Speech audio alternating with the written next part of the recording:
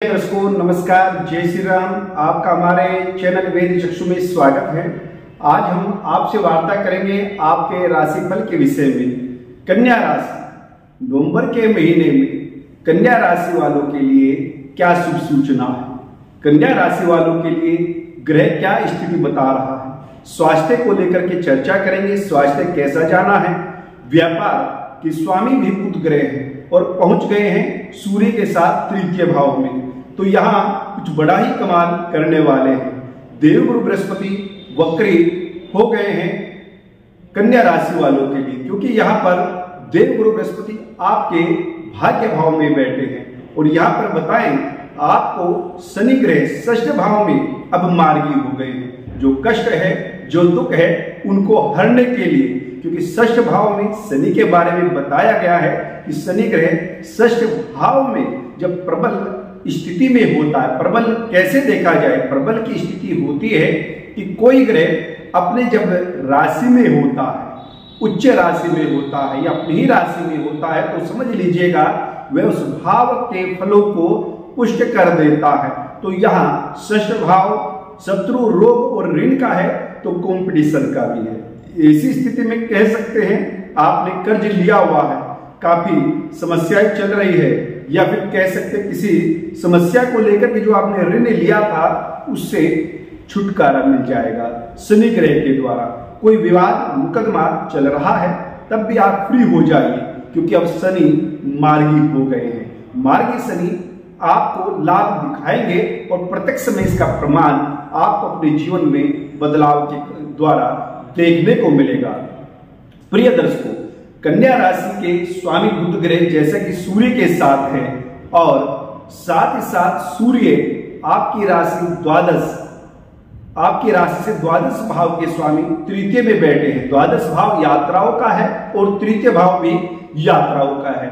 आय के लिए, धन के स्रोत को बढ़ाने के लिए आपकी यात्रा भी हो सकती है। अपने क्षेत्र घर से बाहर आपको जाना पड़ेगा, खासकर उन लोगों को जिनकी कुंडली में भी विदेश यात्रा के योग हैं, तो समझ लीजिएगा ये महीना यात्राओं का है आपका। 15 नवंबर के बाद जैसे ही सूर्य भी तुला राशि को छोड़ करके वृश्चिक राशि में पहुंचेंगे, तब आपके लिए यात्राओं का द्वार खुल जाएगा। यहाँ लाभ थोड़ा सा मुश्किल दिखाई दे रहा है। मेहनत तो आपकी अच्छी है, प्रयास आपके सार्थक है, अच्छे हैं, पर लाभ बहुत कम दिखाई दे रहा है। उसके लिए आपको थोड़ा सा पूजा करना है मंगल ग्रह की, क्योंकि लाभ भाव में मंगल उपस्थित है और कर्क राशि मंगल की नीच राशि है।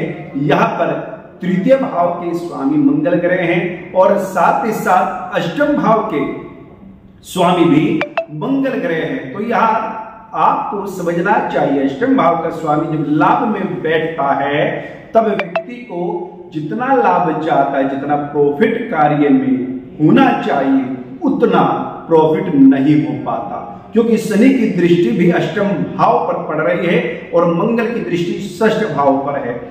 थोड़ा सा व्यापार को लेकर के आप अपने आप को स्थापित करने की आवश्यकता है। किसी से विवाद ना करें लेन देन को लेकर के, अन्यथा बेवजह का मुकदमा आपके गले पड़ सकता है। हालांकि शनि मजबूत स्थिति में है, मंगल की दृष्टि भी पड़ रही है, नुकसान आपको नहीं होगा, पर आप रास्ते से भटक सकते हैं।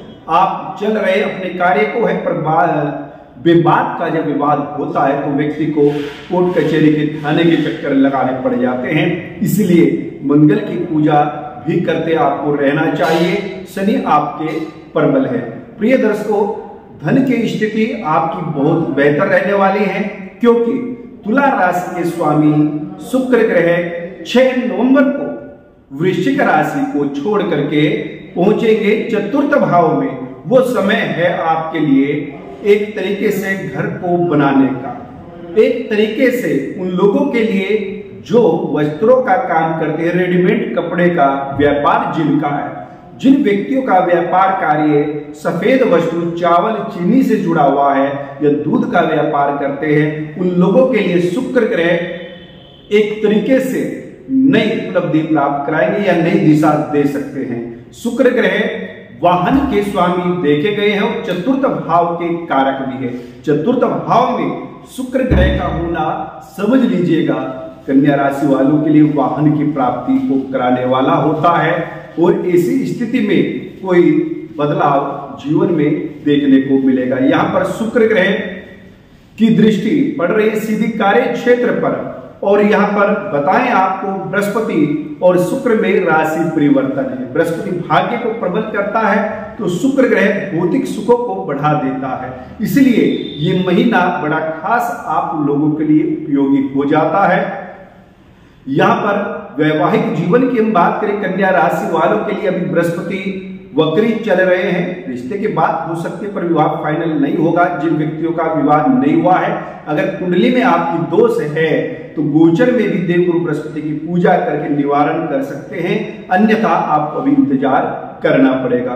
कार्य क्षेत्र की बात करें, कार्य का स्वामी भी बुध ग्रह है और आपकी राशि का भी, वह तृतीय भाव में मंगल के घर में बैठे हुए हैं। यहाँ आपको मंगल को ही प्रबल करने की आवश्यकता है, क्योंकि मंगल प्रबल होंगे तो अमंगल अपने आप टल जाएगा, अन्यथा नुकसान उठाना पड़ सकता है। प्रिय दर्शकों, ये नवंबर का राशिफल हमने आपको बताया है। इसी प्रकार से जानकारी देते रहेंगे। हमसे जुड़ने के लिए चैनल को सब्सक्राइब कीजिएगा।